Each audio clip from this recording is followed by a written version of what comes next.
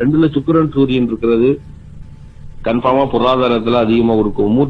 மூத்த சகோதரர் மூலமாகவும் மூத்த சகோதரிகள் மூலமாகவும் 2ல இருக்க சுக்கிரன் சூரியன் மூலமா பொருளாதாரத்துல வளர்ச்சிகளை மேம்படுறதுக்கான அமைப்பு இருக்கு.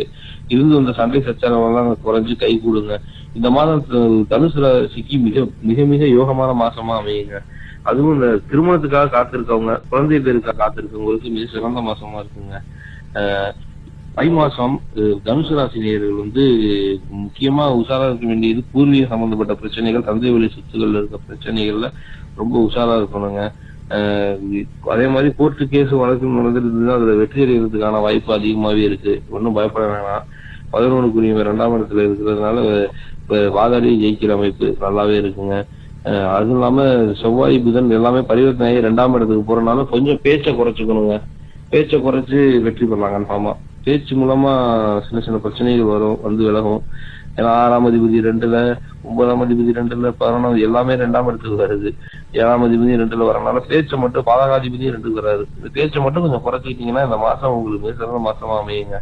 பிள்ளைங்க மூலமா இருந்த அந்த பிரச்சனைகள்லாம் நீங்குங்க. பிள்ளைங்களுக்கு இருந்த சின்ன சின்ன உபாதைகள், படிப்புல இருந்த அந்த சஞ்சலங்கள் எல்லாமே நீங்கி இந்த மாசம் சிறப்பா இருக்குங்கிறதுல எந்த மாற்றமும் இல்லை. சந்திரன் உங்களுக்கு 10ஆம் அதிபதிக்கு 10ஆம் அதிபதியோட சேர்ந்து இந்த மாதத்துல 2ஆம் தேதி இருக்கிறதுனால தொழில ஒரு சில மாற்றங்கள் ஏற்பட்டு அது மூலமா பண வருமானம் ஏற்படுங்க. 8ஆம் அதிபதி சந்திரன் 10ஆம் அதிபதி 9ஆம் அதிபதியோடு சேர்ந்து ஒருவித தர்மாதிபதி யோகத்தோட அந்த 8ஆம் அதிபதி சேர்றதுனால ஒரு சில தடைகளை கொடுத்து அதன் பிறகு வெற்றி கிடைக்குங்க. இந்த தை அமாவாசைக்கு அப்புறம் உங்களுக்கு மிக நல்லா இருக்குங்கிறது எந்த மாற்றமும் கிடையாதுங்க. வழிபாடுன்னு சொல்ல போனா உங்களுக்கு விநாயகர் வழிபாடு கன்ஃபார்மா உண்டு. அடுத்து சனி 4ஆம் இடத்துல இருக்கிறனாலையும், அஷ்டாஷ்டம சனியா இருக்கிறனாலையும் ஆஞ்சநேயர் வழிபாடு, சனிக்கிழமை சிவன் கோயில் போய் சிவன் வழிபாடு, காலபைரவர் வழிபாடு மிக சிறந்த ஏற்றத்தை கொடுக்குங்க.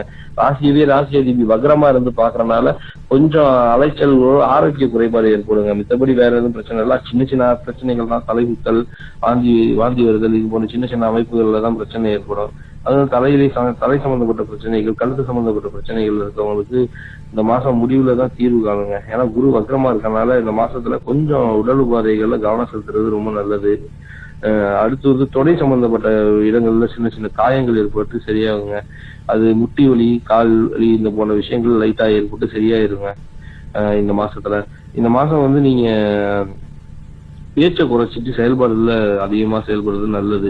ஏன்னா 2ஆம் இடத்துல எல்லா கிரகமுமே இருக்கிறனால பேச்சு மூலமா சஞ்சலங்கள் ஏற்படும். பேச்சை குறைக்கிறது ரொம்ப நல்லது. பேச்சை குறைச்சிங்கனாவே அவங்களுக்கு ஆட்டோமேட்டிக்கா இந்த மாசம் நல்லா இருக்குங்க. எங்க எப்படி பேசணுங்கிறத கொஞ்சம்